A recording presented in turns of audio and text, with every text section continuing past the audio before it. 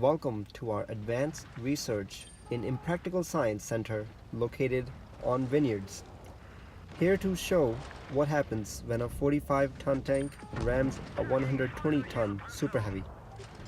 Well, as it turns out, it wasn't a bad idea, but maybe it wasn't the best one either. Yo guys, today we're gonna talk about VK100-01P, played by Dragon Warrior 57 from the Hated clan. It's actually clans, and they have their tags very creatively put: cursed, doomed, and loved. I absolutely love how that's done. So, VK100-01P comes after Tiger P, which is also a strong armor plus a strong gun combination. Now, that I would say is an actual German line worth the research time. If you like the active frontline role, then these type of tanks are for you. Basically, because the armor generally improves your survival for a longer time in battle, which should mean more damage per battle, because you're putting in more shots in result of surviving longer. Pretty much simple to understand that relationship. I don't know why I needed to say that over again, but so VK100 before the nerf had a strong gun with even stronger armor, which it still has. They only touched the lower plate and the weak spot, which actually became a weak spot, which is the cupola as that's sticking out of the turret. You can see, but it represents the true Super Heavy at tier 8. In time of IS spam, this came as such a big relief to many of the veteran players, a different playstyle which gave an edge to players who chose to play this aggressively and kind of just stomp down on the enemy when it first came out, because nobody kind of knew how good the armor profile was and where the weak points were basically.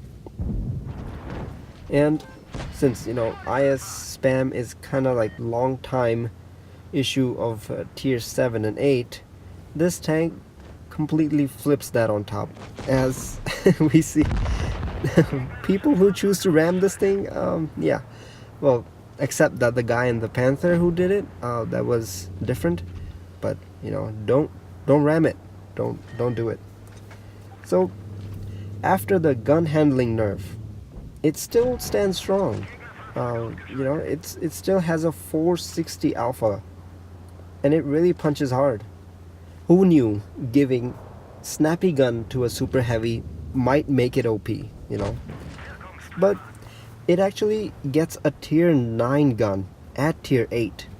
Unlike the T-32 American Heavy, which gets a tier 7 gun from the T-29 that carries over. Well, it's good that he has 460 alpha, and that alpha kind of puts the stop to anybody trying to push you. And now, once he's 1 versus 5 there for a moment, it's now 1 versus 4, he's gonna climb back. Even though enemy has the advantage over Cap, they're still gonna push him because they see an isolated target and they want to kill.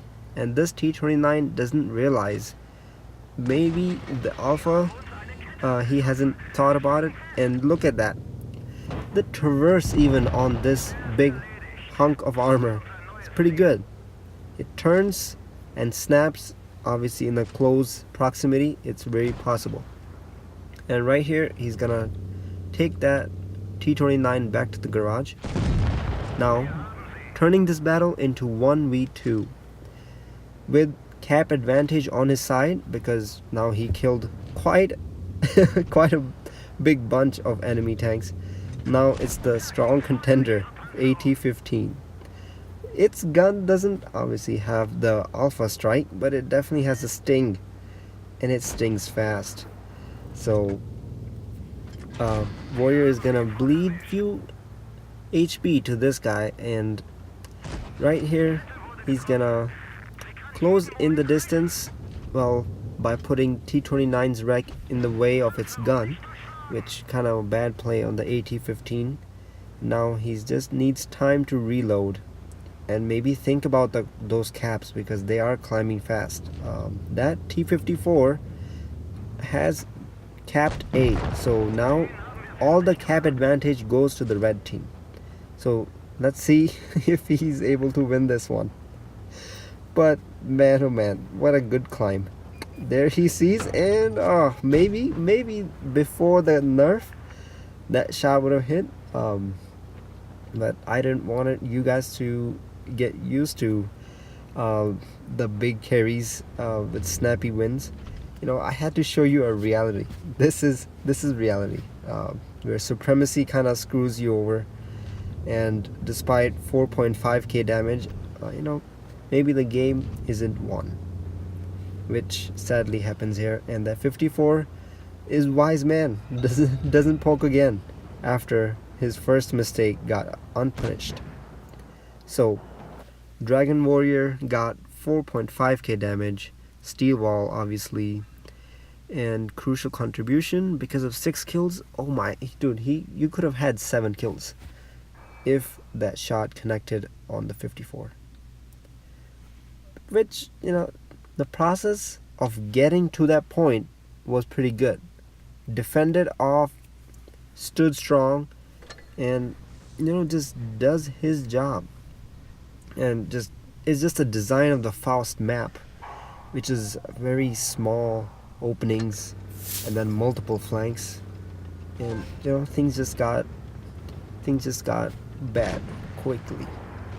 And jumping off from that little heartbreak, we are looking at Impractical Joker from SRT Agogi.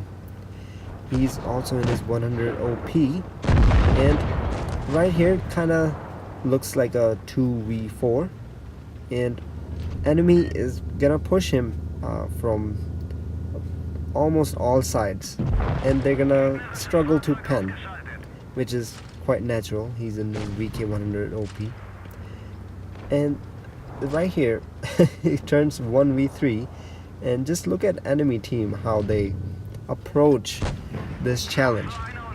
While Impractical Joker is approaching IS-3, it's a good choice to finish him off first, but then he switches his target to the medium Pershing, which doesn't really have enough alpha to even hurt him, but he has enough HP to throw around, so he decides to secure the cap C and stop Borsig from capping, while giving his entire back to the IS-3.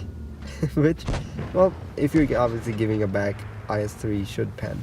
And in this trade, Impractical Joker kind of takes 800 alpha from the IS-3 while chasing the 640 alpha gun. So maybe finishing the IS-3 was a better choice. But hey, he has HP to throw around, and it is VK 100 for a reason. Giving 100%.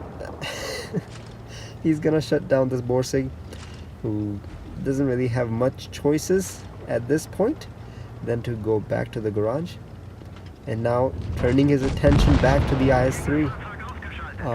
IS-3 does have heat, and he could side hug him and make his day quite hard. As you remember, R1 side hugging VK 100 in the tier 10 battle, yeah, that move kind of turned it all around. But right here, IS-3 is kind of playing the game of peekabooing, but his gun isn't very accurate enough to hit those weak spots. And now, despite the cap advantage to the Reds, VK has enough speed to chase IS-3 around, because it gains acceleration quite quickly, while IS-3 can't really run away. So after every shot, he just resets, keeps it calm, and he's just gonna get a win. Simple. You play VK 100 or 1P when you're having little bit tough time and you just get wins. It's actually a great choice, I would say, for a starter, because you're in the game for a longer period of time and you're able to learn much more by staying in the game than just staring at your tank in the garage. So pretty much same damage, 4.5k, but this time mastery, and he does get 5 kills, 1.3k XP. I hope you guys got something out of this video. Let me know how to improve. This has been Tanker, and thank you for watching.